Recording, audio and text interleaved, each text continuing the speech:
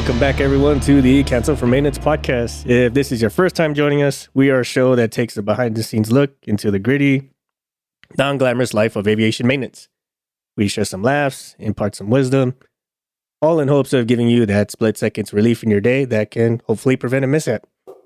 I am your co-host, Six. I'm MVP. And our third host, Shoreline, is here again in the back, silently monitoring our audio, making sure our faces stay fit for radio. So I heard you say third horse. Third horse. He's a buff horse, man. Shoreline is a buff horse. Our third horse in the background. The That's buff horse. A stallion indeed. He's a thoroughbred. I mean, he's look at him. He's trying not to laugh. So we've had an offline conversation about tools and hangar layouts and just having an efficient shop.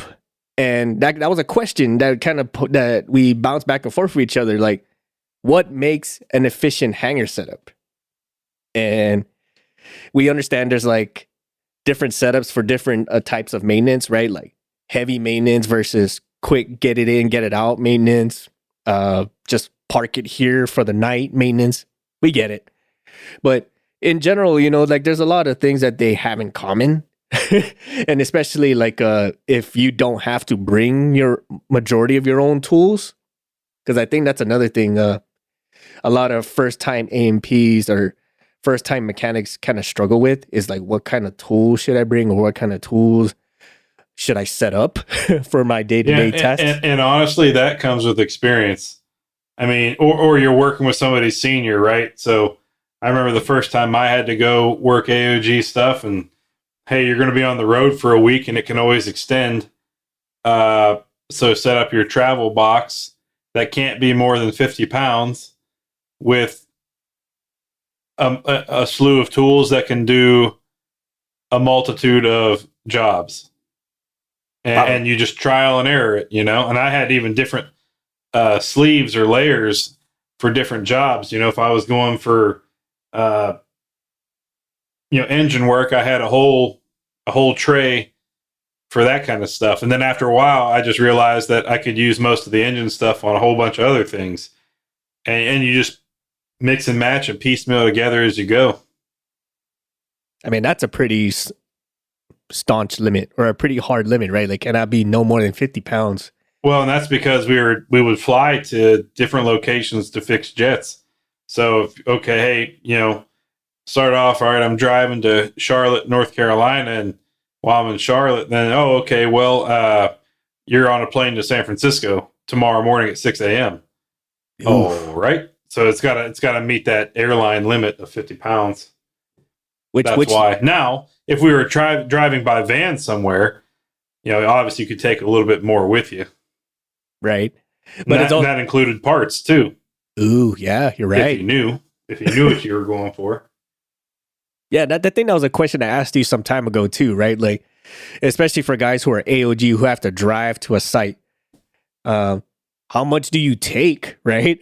And then what kind of parts should you take? Because, I mean, ideally you want to not have to reach out for anything, but you're also kind of limited to what you're capable of carrying, right? For instance, like on a plane or in a van or whatever kind of mode of transportation you have.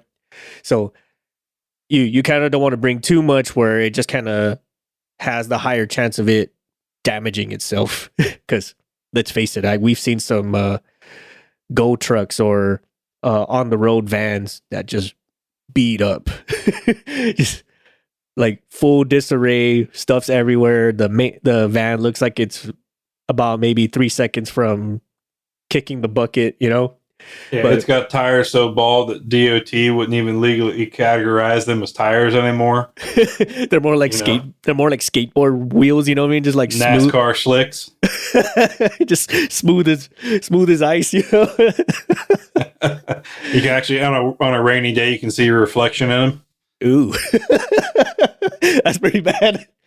But again, like as MVP stated, like having your setup, it really just depends on A, what kind of operation you're with, and then two, like the experiences, right? Like say, as you mentioned with the AOG side of the house, what's the most common thing that you guys are going to be doing? Is it one of those just like park it and do minor stuff and fly away?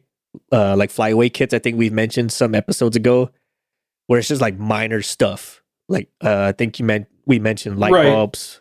Yeah, right. So like if you're going out for just doing a maintenance checklist, a 7-day checklist, or a monthly checklist or whatever, which is just kind of, I call it gas, tires, and oil, gas, tires, lights, and oil, where you're just kind of going around, turning on all the lights, checking all the fluid levels, making sure nothing's leaking, brakes are good, and all that kind of stuff. The wear pins are still at the acceptable protrusion. Mm-hmm. Then okay, so you might just go in a small shop van, or sometimes at the time I had a Toyota Corolla, and sometimes I would just take that thing. Oof. Yeah, and I would just fit I had my travel box, and then I had a big toolbox, and then I had kind of in the middle of the road one. And I would take my travel one and that middle of the road one, stuff it into the trunk, and drive to whatever airport. Because 9 times out of 10, I'd take a couple quarts of oil with me and maybe some hydro fluid, and that's probably it. Get down there, turn on. Oh man, one of the peanut bulbs in the cockpit's burned out. Let me get in the flyaway kit. Cool, they got oh my god, I used to know this is an OL 6398. Oh, somebody will know that. Anyways, you'd replace those, or you might have to replace a landing light or whatever else. But typically, you're not going to be doing any heavy maintenance during those. They most time just came out of some larger maintenance, so you're just doing this weekly or monthly check until it's the next large phase maintenance. But there are times where it's like, hey, we got this, we keep getting this latched gear fault. So now you got to take the fuselage stands and you're going down, and now you got to jack the whole aircraft and swing gears. So then you take the box truck and throw all that crap in there. Yeah, that's another thing too. I've seen a lot of first timer AMPs or aircraft mechanics make is like they bring what's called like the aircraft carrier, their huge rollaway that they spent thousands upon thousands of dollars to get because somebody along the line pitched it to them that they needed it, so they bought it. Which is fair. I get it, because you never know like what kind of outfit you would be and how much you exactly need. Some places they just say bring toolbox, right? And they kind of leave it to yourself to figure out what exactly it's to be filled with, right? They have some like general requirements, like it has to be shadowed, has to have XYZ kind of tools and whatever else have you. But as far as size and whatnot, that's kind of up to you. If you're, and then you find out that maybe where you're going to work won't allow you to bring that, so you spend all that money for no reason because of strict tool control programs. Everything's marked and etched and tagged and whatever else, and specifically checked out to you. Right. So your own personal tools are not allowed. Now, in the AOG realm, typically, if you're going to have your own tools and you're just responsible for them, you be a responsible adult mechanic, and you do.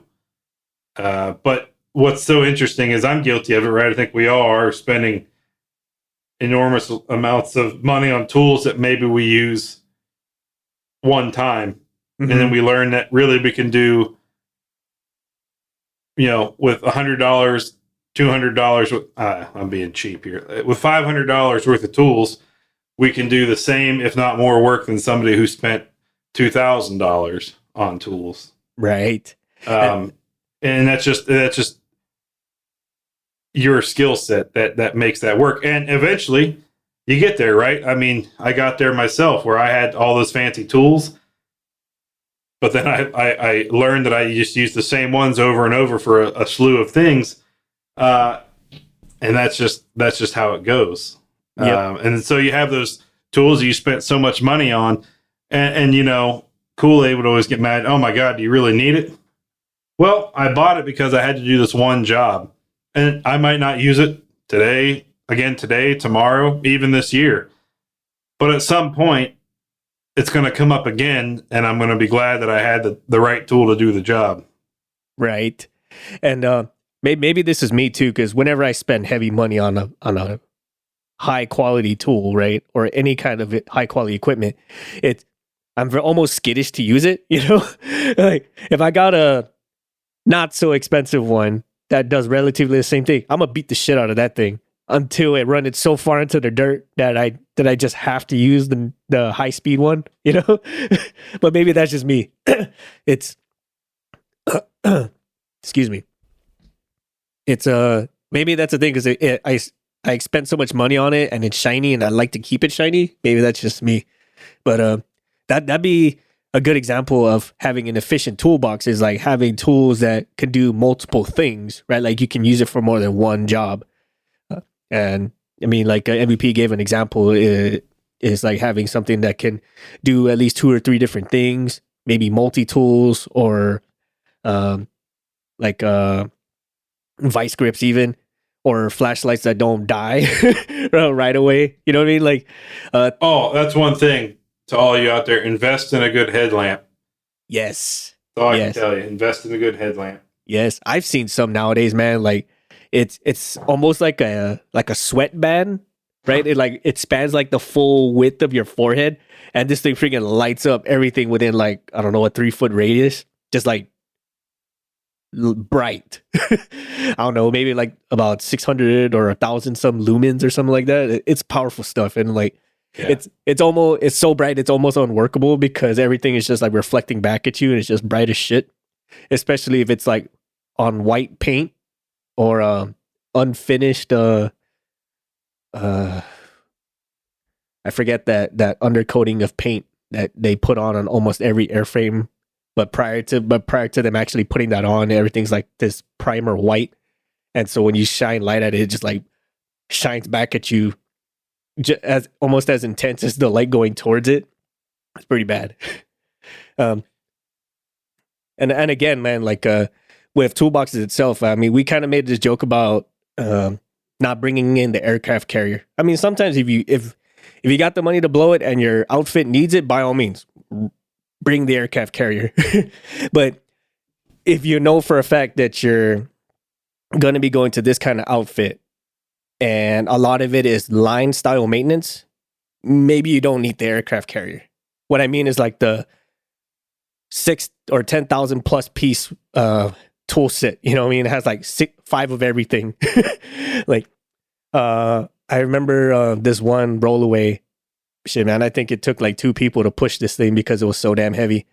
And there was maybe 1 drawer that we used, and everything else was like almost untouched. It was like near brand new. The shadowing still was because it rarely got opened. And the only reason why we did open it was just to make sure that everything was there when we rolled it away back into the hangar. So right. And so, I've said it before and I'll say it again. A large crescent wrench and a forward wrench is really all you need for large wrenches in your toolbox and your traveling toolbox. You can change. You can pull off big hydro and fuel lines, or you can change a main landing gear wheel out. Right? You can fit it over the axle nut. Mm-hmm. Is it the right tool? No, but they don't take up a whole lot of space in your box versus a 2.5 inch or 3-inch axle nut would.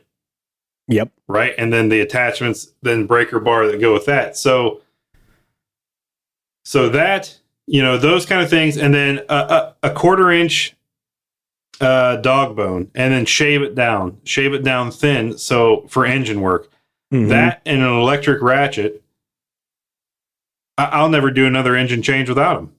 Yep. They're just so versatile. They save your wrist. That shaved down ratchet that shaved down dog bone, that 1/4 inch dog bone, can fit really in any position. You're not fighting with the normal thickness of the 1/4 inch, and to get into those tight spaces, use the electric ratchet and pull the hardware right off. And so why we're talking about all this stuff is to teach you from what we've learned, but also it's the efficiency of it. Mm-hmm. You're essentially Lean Six Sigma-ing yourself and what you need. And You're proving to your leadership and yourself and your peers, hey, I can do all this same stuff with less than half of what you got over there. So you're saving not only yourself money, but you're saving time and the company money, because you're not having you can take the small car versus the big box truck, right? You're not wasting as much fuel. You're saving your back from having to lug everything around. Because oftentimes, like in the AOG realm, we had to share vehicles. So when you got back at the end of your shift off the road or wherever, you filled up the van, but you had to unload it, and then you had to restock it with fluids, cleaning stuff, rags, put away the test equipment and all this other things, parts that you brought back with you off the road, old parts, that need to be turned in, your tools. So you're not wasting extra time when you get back having to unload an entire toolbox, I guess is what I'm saying. You're absolutely right. And I'm going to go on a slight tangent about just how you mentioned Lean and Six Sigma. Like, there's many a person or so many people out there who flat out hate on Lean and Six Sigma. And for rightfully so, I can feel the pain. And the reason why a lot of us hate it is because those that implement it are usually individuals or people who don't really understand the day-to-day life of what they're trying to apply it to, if that makes any sense to anybody out there. Like, typically Lean and Six Sigma is used in a manufacturing standpoint, right? You hear this all the live long day. Like, Motorola uses it, Toyota uses it, medical facilities uses it, parts manufacturers use it. So it starts turning into like, well, how do I apply this into an operational setting or somewhere where it's high pace, high volume, high pace? And you start getting like these individuals who are air quotes Six Sigma masters, which in some cases they are, but that's also a point of entry that can be discussed in another episode. But for the most part, like a lot of individuals who apply Lean or Six Sigma, they're trying to utilize the method that Six Sigma taught them, which is basically like a shit ton of math, right? So trying to math out like an operation that's very complex, that's very dynamic, and that changes all the time, it's kind of hard to narrow and pinpoint. And especially it's not something that you can just narrow and pinpoint one time and be fixed. So that's my little stint on Six Sigma and Lean, is like we get this huge hate and misconception that it only applies to a certain thing. And the ones that do apply it, they kind of overuse it in a way, like they try to make it fit into it's almost like engineering, right? They try to make it fit into like this perfect box of theoretical practices. But once they actually implement it in practice, it's not as robust as they think it is. But as MVP mentioned, like the true purpose of Lean and Six Sigma, if you were to summarize it, is to cut waste, right? And that can be a whole slew of things, because there's if you've ever worked on a line, and I'm sure a lot of our listeners have, there's a lot of stuff like that adds up. It's like little petty things to very significant things, but they add up.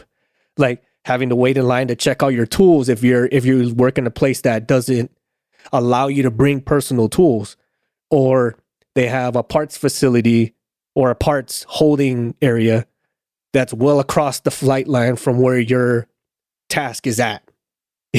Right. Yeah. So you need 2 bolts, and it's going to take 45 minutes to get them because they got to come from the other side of the airfield, or and there's not a direct route, or even like ground support equipment. Like your hangar's here, your toolbox is here, your tool crib or your tool issuance area is here, but the ground support that you need to help run some of this stuff is maybe one hangar servicing 50 lines, and it's across the way, like some 30 some minutes away, and you got to take or even it's not, it's only there for you or your use on your aircraft, but it's kept 5 hangars down, and you have to call the age group, the ground equipment guys, and then they have to bring it down to you because for some reason it can't be left in the hangar. You know what I mean? Like, yeah, it has to be in its own area for, I don't know what reason, customer requirements, or your own business requirements, or somebody just doesn't like the way it looks sitting in the corner over there. So put it down here and then you have to call these people and you say, okay, hey, I need you to come down. Okay, well, we're out across the other side servicing a generator. So when we're done with this, we'll go back and we'll pick it up and then bring it down to you. Like, great. Do you have an ETA? No?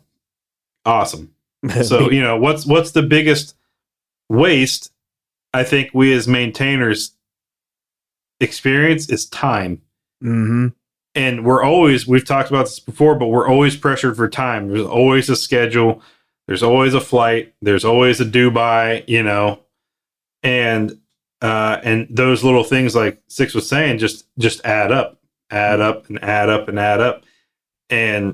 then next thing you know, your job that should have taken 4 hours is flowing into the next day. Yep. Now, I remember some time ago, I've had a crew chief or a line maintenance boss who would say, it should take you no less than 2.5 hours to do this task. And it's like, well, 2.5 hours, like, that's really long. Because we all know, like, the task itself is maybe 30 minutes max, right? Apart from something breaking, you have to replace shit. But usually it's like 30 minutes. So we're like, Chief, where the hell do you get like an extra hour and 30 minutes? And he goes, well, look, you gotta go find, at the time, all our manuals were paper. So you have to go to the library and check out your manuals. Oh my God, I forgot about those days too. Yeah. You got to go to the tool crib to go check out all your tools. You got to go to the ground support section, check out all the ground support. You got to lug it all out there, do the maintenance, lug it all back, check it back in, and then do all the paperwork. You're really going to tell me? Guess what? You still have to go find the logbook yet too, because at your area of operation, it's kept in a different location than the aircraft. Yes. And some of you are saying, oh my God, the logbook's not with the aircraft? Yes, at some locations at their home station, the books are not with the aircraft. They're kept in another building with a documentation group or in the tool crib. And when you go to check out your tools, you also have to check out the logbook to go work on the plane. Oh, yes. Right. And then he looks a dead in the face like, you really going to tell me all of that is going to be less than 2 hours? I'm like, well, now that you mentioned that, yeah. And the reason why he brought this up was because when we sign off our jobs, we say, oh, such and such job is done in 30 minutes, right? And then somewhere far down the chain, some bean counters are there like, oh, shit, like these guys can fix this plane in 30 minutes? Why are we having so many extra maintainers? Or why are we giving these guys so much extra money? Let's just cut all this and pay them for the 30 minutes, right? And then, like we don't see this until later down the road where our flight ops become so high pace, so high volume, and then we're doing this with less workers and we're sitting there kicking the can like, why are we trying to do so much with so little? And it's, in hindsight, it's because we shot ourselves in the foot saying that we can do this job in 30 minutes. Like, we know it takes... Go ahead, sorry. Yeah, right. So, and they have you annotate the time as 30 minutes because that's what they're going to show the customer when it comes to contract renewal time.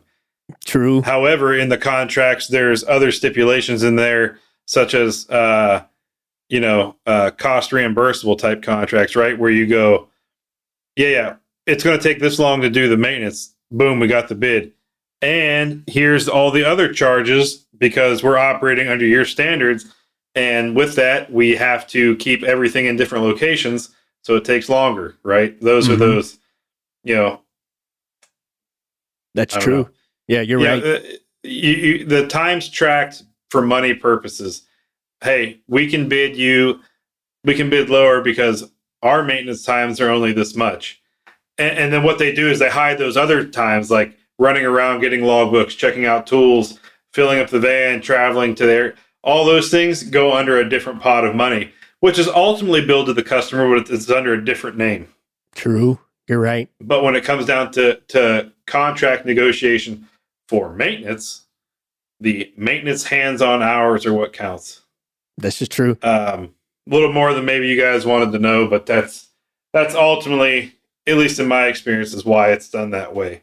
That's And true. it's all for contract negotiation reasons. This is true. And it still technically applies because, like if your hangar is all over the place, like your tools are on one side, your ground support equipment's on another side, your other necessary equipment or parts even are on another side. If you got to bounce around from one end to the other, it's going to take 3 people just to get everything, meet up in the middle, however long those take, and then go actually do the job. Does this happen on a constant basis? It depends. Because we've seen some outfits where it's literally you bounce all over the place. Like, why can't we have everything staged in one area?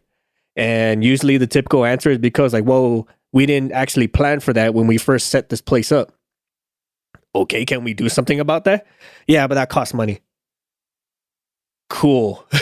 So what we've seen some outfits do is at the beginning of the shift, they'll check out whatever toolboxes or support equipment they'll need, and they'll stage it in one spot. And they will just sit there until the shift's over, and then they turn it all back in, right? That's typically how some of those outfits work. But it's dangerous because other people know that box is unlocked. Yep. And then they take tools out of it, and then guess what? They left early and didn't turn your tool in, and now everybody's trying to figure out where this tool went. Yeah. Or what we would do is you knew that later in the day the aircraft you were working, you were out on this spot doing runs, but then it was going to have to come inside and do gear swings. So you would stage a box and all the stuff there in that corner, and then you would lock the box and carry the key with you all day until, so that way when you pulled into the spot, you were ready to go. You didn't have to go get more tools or anything else. Right.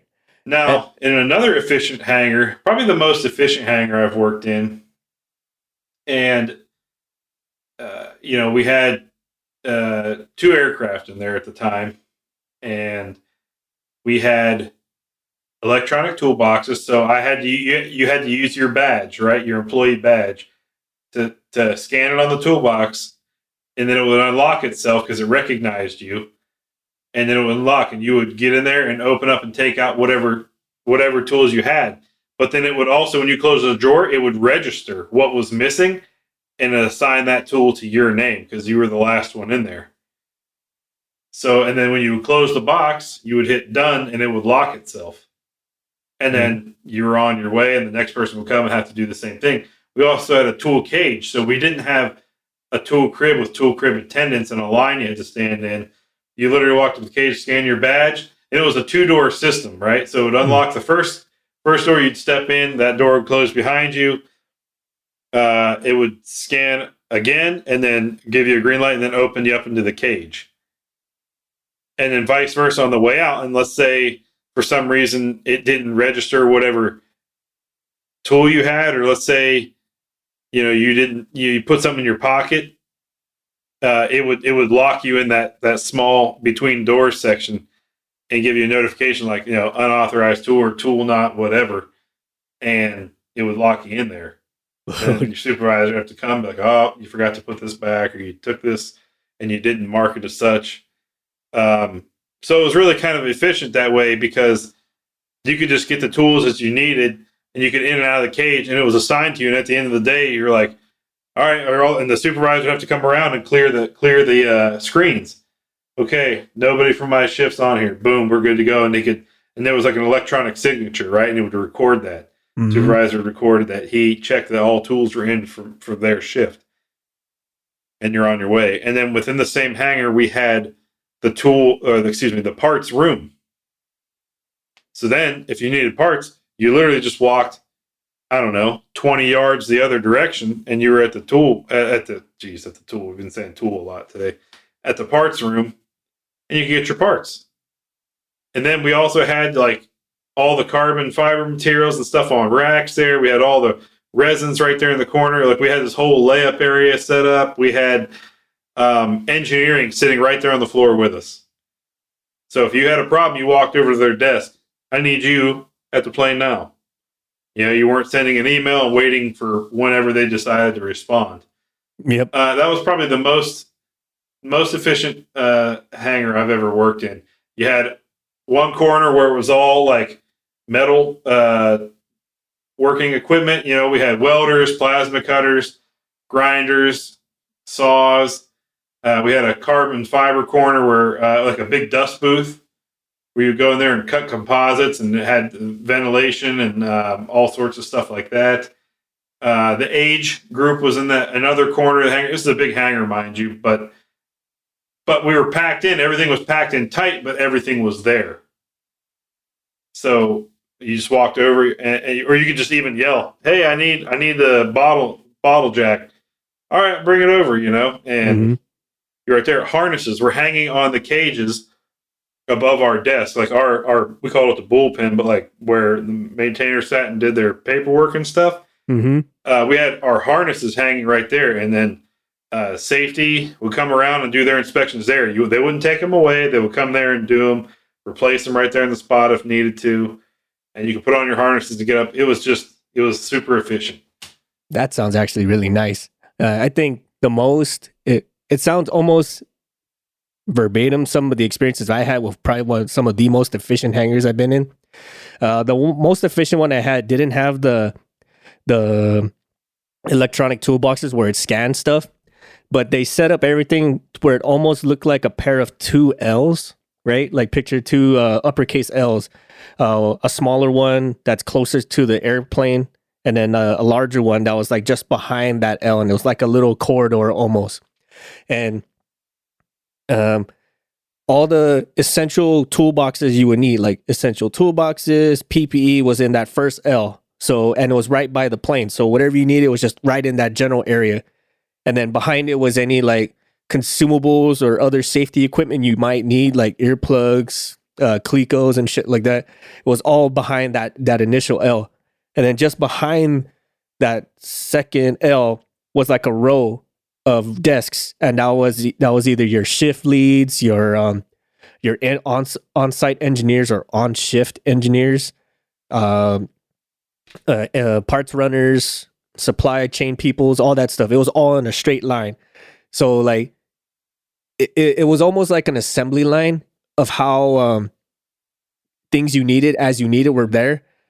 And it was very easy to find. It was clearly marked, easy to find, and there were probably not more than maybe 15 yards max from end to end of the people you need. And they had these station like bays, kind of like a drive-in Jiffy Lube bay, I guess that's the nicest way to say it. And each of these was actually large enough to fit a plane too. So like picture like a plane sized Jiffy Lube, and that's one bay, and they can fit like 3 of them in this giant hangar. And each of these 3 planes can just be standalone. And you didn't need this. If you needed to move to the other bay for anything, it's because either one of your tools was out for recalibration, or it was broken, and you needed to borrow another one, or your on shift engineer had to dip out for the day, and then you have to go to the next bay's engineer, something like that. But that was probably like the most efficient hangar I've ever been in, and it was self-contained. Like it was like this little mini world of everything you need, and it was all within an earshot of you being able to get stuff. And I'm kind of spoiled by that because when I go to other hangars for like audits and stuff, and I see things just all over the place, like, why don't you just do it like this? So whoever the brainiacs were that came up with that system, or at least something close to it, freaking genius. Now, I will admit that this hangar was pretty big, so I mean they could facilitate that kind of space. But if you can make something similar to that in your hangar space, the better, because that was amazing at how. Right. I mean, yeah, just be efficient in your area with whatever you're doing. Set it up to work for you. Right. And put all if you have belt sanders and disc sanders and other metal, just consolidate that. Find a corner of your hangar and consolidate everything there, and so you know that when you need to go, use those and those kind of tools, they're always here. Yep. And when you need other types of tools, they're always there. And put your toolboxes in, one location. Like typically, put it in front of your desk if you have desks on the hangar floor. Put them as a barricade up against your desk, to kind of separate the office space and the rest of the work floor. Stage your if you like, say you only have one aircraft in the hangar, or you can only fit one aircraft at a time. All right, we'll have your fuselage jacks staged, one up at the front, one on each wingtip, and one towards the back, depending on how many you need to use or whatever. And that way, they're always there and ready to rock and roll, and things are just flow better. Right. Just a little bit of organization. Yes. And so some of you might be saying, all right, 6 and MVP, I work out of a van constantly. Fantastic. Build shelves to go in the back of your van. Some some companies out there already make custom fit shelves for depending on whether it's a Ford, Chevy, Nissan, Toyota, whatever. Put those in there. Like we had for one of the places I worked, we had these little Nissan DV 200 vans, tiny little things, but they were really good on fuel. And we put shelves in the back, and that's where we kept oils and fluids and rags. And underneath of that, we kept a large socket set for different axle nuts or whatever. And then on the bulkhead wall, like it had a metal wall between the cabin and the rest of the van. And on that metal wall, we built low shelves, like 2 or 3 high shelves, and we would put other things, extension cords and you name it in there, right? And then hanging on above that on that metal cage is where we put extension cords. And those lower shelves we put like rubber gloves. Mm-hmm. If you're going to be out there dealing with fuel at all, and to just keep your van stocked and always clean and ready to go, and put things back where they came from, so you know where they are the next time. Yes, I think that's one of the biggest ones that I've seen people struggle with is the sorting of it all, right? Once you use it, they kind of just toss it to whatever side that is most convenient at the time. And then you start kind of get lost of where it was the next time you do need it again, which as an industry, we're getting better at sorting, right? Sorting as far as tool control, and that's a always thing. But just because it's shadow doesn't mean it's efficient, right? So that'd probably be like a key step just for anybody at any level is to sort your shit, right? Sort it in a way that's from like most commonly used or like the longest to get, right? And put those on the front end. And then all the ones that you rarely use or the ones that take the least amount of time and effort, that can slide a little bit down the ways, right? Or tuck it in the corner somewhere where you only need it once in a while, right? And I think I just said another lean term is that critical path, or that might be a project management thing. Same thing, right? The stuff that you know that's most critical to your timeline, and the stuff that's gonna eat up the most time, that's the ones you kind of want to have in the front first, right? Or the ones you know for a fact you're going to be using and abusing the most. From the lowest, from the toolboxes to your hangar setup, for that matter. And here's another thing I'll say, right? And I'll touch back on the traveling mechanic aspect. We built on the passenger side sliding door, right in the back of the van. So it was a 2-seater van, back doors open, 2 sliding doors on the side. Well, on the passenger side, when you slid it open, there was a narrow shelf there that we built out of wood. And it wasn't very deep, but it was wide enough to fit a laptop on and a printer. And we made it on a swivel so the computer could swivel around and you could sit on the passenger seat like you were sitting sideways on it, right? You weren't facing forward, you were facing out the door, but you could sit in that seat and then do your paperwork on the computer there. Nice. And then get yourself a good printer and always have a stock of printer there because you have to print, make copies of things, get yourself a good copier printer, one of those mobile ones, and always have paper there. But then just make it so where when you're doing your paperwork on the road, you've already got copies made. You've got your work order complete. So when you're done with that job, when you get home, and then have a little filing section there, when you get home, you hand that portfolio over to accounting, essentially, or management, or whoever, who are going to take all those all that work and everything, and then they're going to take that and bill the customer with it. But that way, when you get home, that's one of those things, like I said earlier, when you get home, because you might have to take everything out of the van for the next person, but at least you could, at least when you're there, you offload your stuff, you park the van, offload your stuff, and then you walk up into the office, hand in your paperwork, tip your hat, and you're on your way home. Mm-hmm. That was a big help for us because, as you know, a lot of us were sitting on the ramp at 3 a.m. trying to do paperwork and things like that. Just make yourself a little workstation to make it easier for you. Right. And I bet you that sucked even more, especially like when you have to wait all that time, especially on the ramp for whatever reason. You're already burned out, you're tired, and then you come back to a home station and you have to turn all your stuff in, and it's almost like a scavenger hunt again, trying to find the places that you took shit from and give it back. Or you're there another hour or two finishing off the paperwork that wasn't done in the field because the FBO was closed and you didn't have any way to make copies and send and email things back to the customer or whatever else that you can do while you're sitting there waiting for parts. And that's another thing, as you're sitting there waiting for parts, whether you're in a van or a hangar, don't just sit there and twiddle your thumbs. Take that time to knock out some paperwork that you've already done.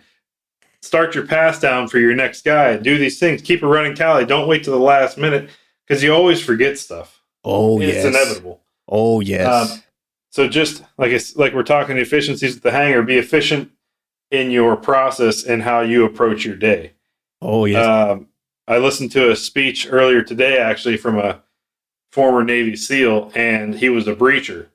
And he talks about getting, they would run these drills or be on a mission. They would get up to the door. He'd put the explosive on the door, put the charge, get back to the safe distance. And he would look back at his team, and all he could see in the dark were glowing NVG eyes, right? Mm-hmm. The green eyes of NVGs. And they were all waiting on one thing. They were all waiting on 3 words: execute, execute, execute.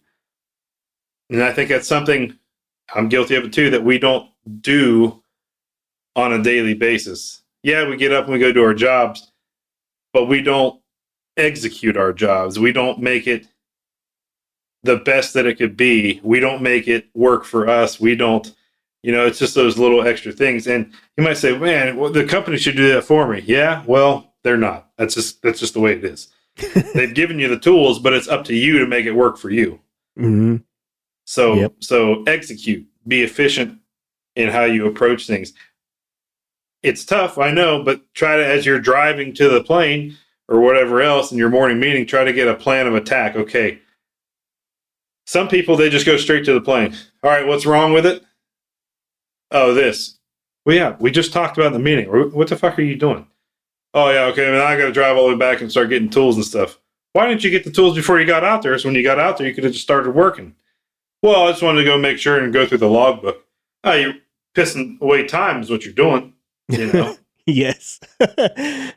And nowadays, it's man, just those kind of things. And nowadays, man, like a lot of outfits and organizations, their logbooks are electronic. So you can almost look these up from anywhere, really. Depending even like say if they allow remote access, you can actually review those logbooks before you even get out of the parking lot if you absolutely wanted to.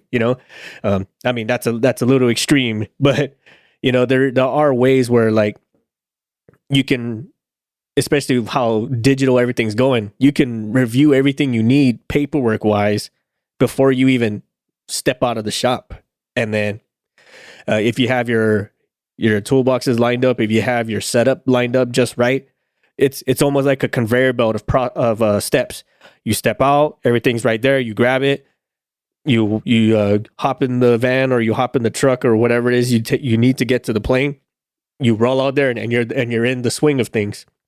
It kind of reminds me of like those cartoon conveyor belts where they're assembling stuff, right? It's all like one piece, one step, and it's all available in that one little space. It's very manufacturing the way I say this, but it works. And if you have everything set up in that fashion, like the most critical things go first, or the ones that require the most attention and get used the most often go first, it almost, it's almost like a checklist in your own head, so you make sure you don't miss anything. And MVP said it himself with the pass downs or just like doing your write ups. Many a times I've seen that happen. And when you say like this, especially on a shift turnover, when you have to pass a job over, you ask the offgoing shift, "Hey, what did you guys do?" And they're staring at the sky, trying to remember everything that they did, or a 2-minute conversation turns into 20 minutes because they have to round everybody up to see what the hell they did. Instead of just a one-stop shop, this is what happened. Here's the lowdown. Everything's written up. Carry forward, my wayward son. Yeah. So you remind me. So I'll use a deployed location that I went to for many years. We had 4 hangars there, and we designated 2 as flight hangars and 2 as maintenance hangars. And we had 2 different models of aircraft. And one of the flight hangars was for one model, one was for the other, same for the maintenance. The flight hangars were aircraft that had no maintenance due on them, didn't have any, they were, or just came fresh out of maintenance and were just waiting to be put on the schedule to go. Mm-hmm. So, and we had different loadouts or whatever in there, but the customer come and say, "We want this." And you're like, "Yep, it's there." Boom, ready to go. And you're pulling it out on the line.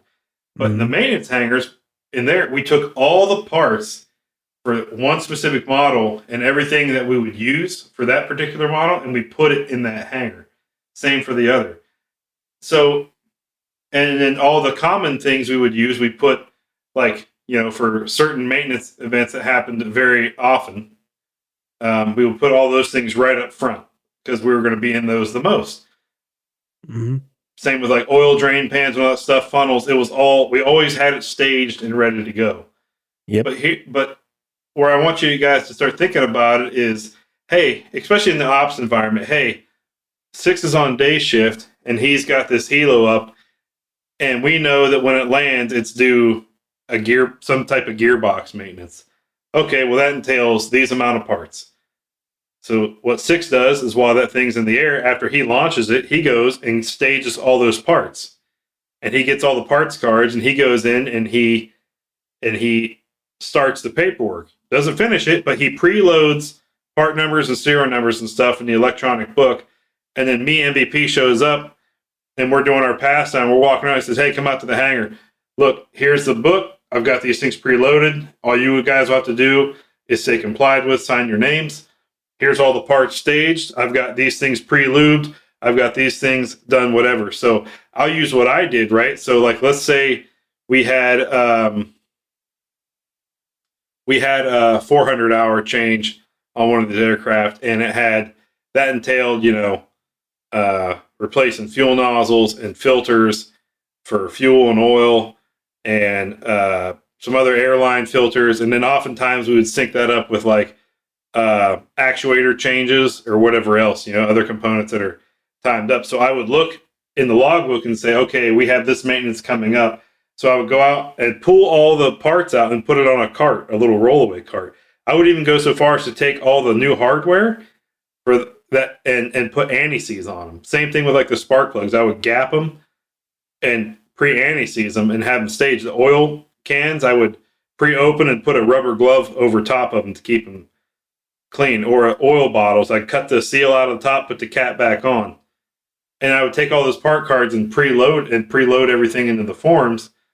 And that way, when that thing lands, they don't have to hunt for parts now. They're just ready to go. Mm-hmm. And that just starts their day off on a good note.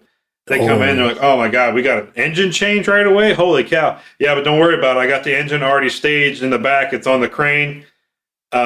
It's resting on, it's resting in the pallet, but the crane's hooked up. You just got to pull the pins, lift it. And then we got all these things set up for you." So they're like, "Oh, cool. All they got to do is get to work."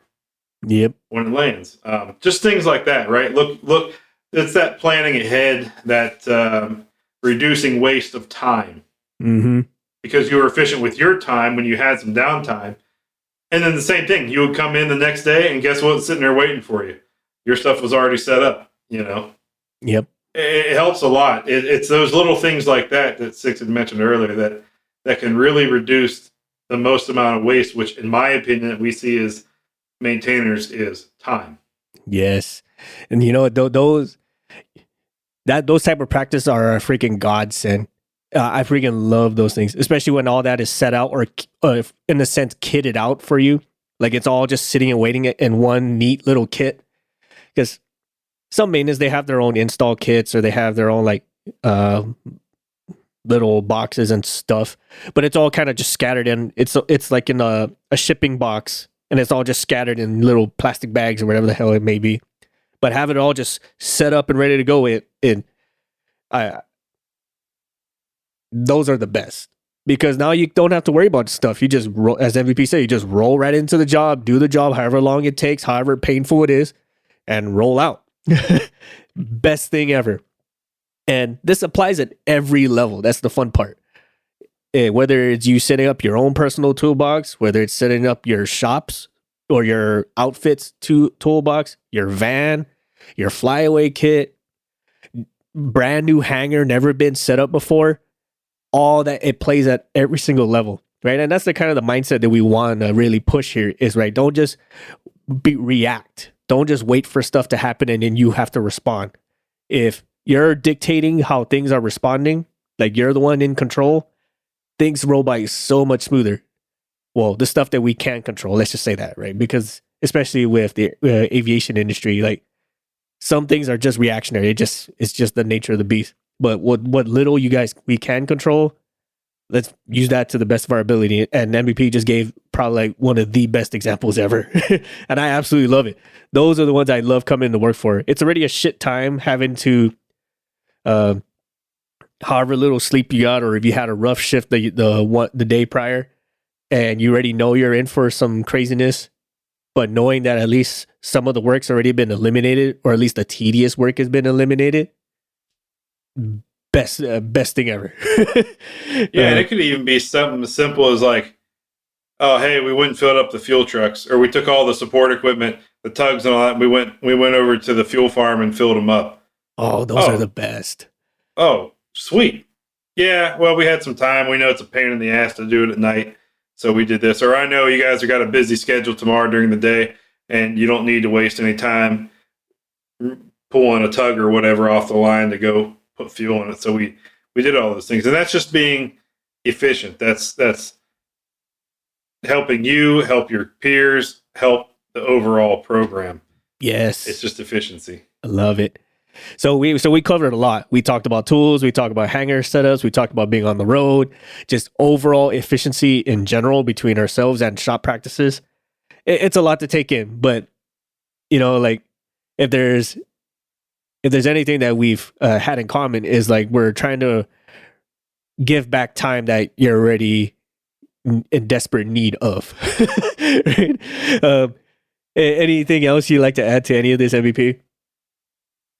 I'd just like to hear back from you guys. What's an efficient setup you've been in, or hey, you took a look at your own after listening to this. You took a look at your own workspace and went, "Huh, I can make this better."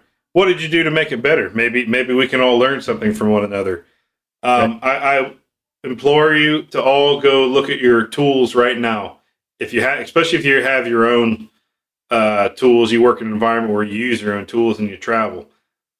Look at your tools and really take deep thought on the tools you use the most. Because I think when you look at your tools, you're going to go, you know, there's these 4 things or 5 things in here that they're in my box, but I can tell you I've honestly never really used them, or I can't remember using them in the last 4 months. You know, and then adjust from there. Figure out, you know, I was on the road. It's not very often, but these are pertinent to have in case of whatever. Throw those in, you know. Mm-hmm. For me personally, it's a large crescent wrench and a forward wrench, electric ratchet, 1/4-inch socket set with a multitude of extensions and universals. Get that out there. And a multimeter. Don't forget your multimeter. Oh yes, I've actually done that, man, and I was hating life. But again, what would you guys think? Like, if you were to ask yourself a question like, how do I reduce waste, or how do I reduce the wait time, and how did you do it? Right, as MVP has mentioned, really take a look at what you got and with your setup, whether it be your personal tools or your hangar, and what can be done. And what sort of methods do you think are most efficient that we might all be able to learn from? Please share your experiences with us. You can hit us up in the comments, in our social medias, on our website or email. The absolute best way to get a hold of us and to have these types of conversations is via Discord on our Patreon.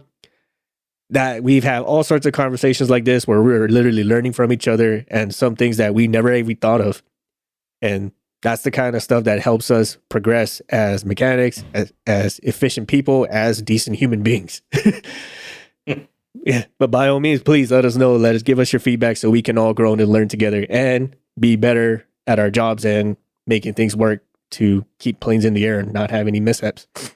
On that note, hey, we thank you all again for listening, and we'll see you all on the next one. Have a good one, everybody. Bye, everyone. We would like to take this time to thank our patrons for supporting our show and allowing us to make episodes, maintain our gear, and create merch for all of our listeners.